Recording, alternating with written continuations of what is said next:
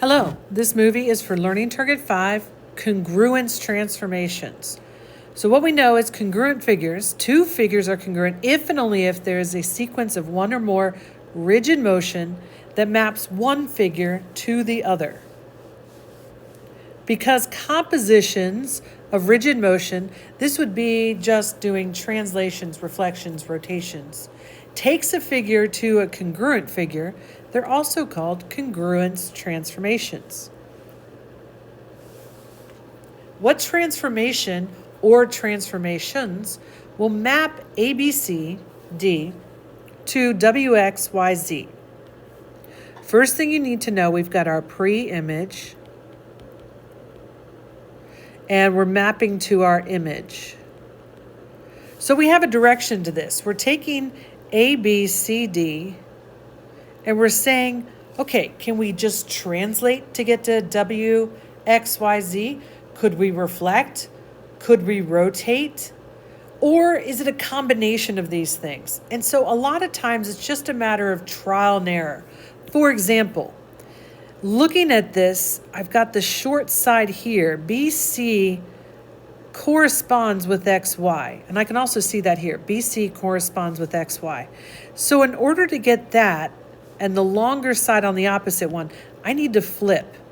So perhaps taking ABCD and reflecting it over the y-axis would be a good first step. And so maybe that's what I try.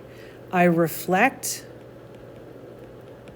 over the y-axis. And just try it out, because I can always erase that if I don't want to. So B prime is going to be here. A prime,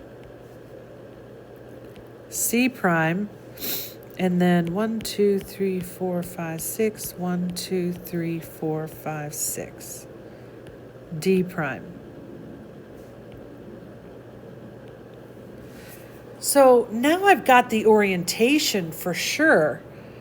And it looks like if I just shift this a little bit left and up, I'll get to that one. So if I took point C, I know C is going to map to Y, and I go left one, up 1, 2, 3, 4, 5. I think it'll work. That's called a translation. So translation, point XY, where I'm going to go left 1, so it'd be x minus 1, and up 5, so y plus 5. And if I do that with each of these, 1, 2, 3, 4, 5, D maps to Z, 1, 1, 2, 3, 4, 5, A maps to W, and so on and so forth. So these two transformations, first a reflection over the y-axis, then a translation of left 1, up 5, is how I could map ABCD to WXYZ. Now, this is not the only way to go from ABCD to WXYZ. There are multiple ways. So maybe I do the translation first, then the reflection. So these can come in different orders. All right, pause the movie, try this one, and then press play when you're finished. All right, we are mapping ABC to WXYZ. Now what I'm thinking is, what if I reflect over the X first? Over the Y. So let's just try it. Reflect over the Y-axis. And that would give me A prime.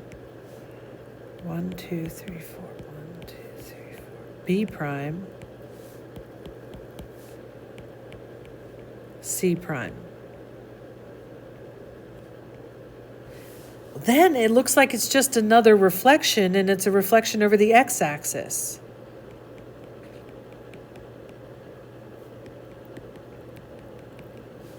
And let's see, A maps to X, B maps to Y, and C will map to Z, and that works.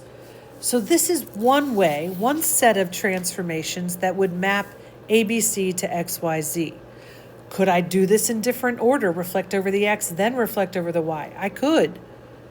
And could there be other things? Sometimes there are. That's what makes this very confusing to graph. Okay, what I want you to do is I want you to do 3 and 4. Pause the movie, try both of these, and then press play when you are finished, and I'll go over both. Okay, you're not pressing play yet until you're finished. So let's see here. What I have for these two is I've got for 3, I did a reflection over the y-axis, then I translated, not left, right, I just went up 5. So it became xy mapped to x, y plus 5. That means just a translation of up 5. There are multiple ways to go from JQV to EWT. So this is just one way that works. And then on this one, what I decided to do was reflect over the x-axis first. That gave me A prime, N prime, V prime. Then it was just a translation of left 5. So that became x minus 5y. And notice the notation of how you write a reflection, how you write a translation. These are just examples. Sometimes there's multiple ones. So that's the end of the movie. Thanks for watching.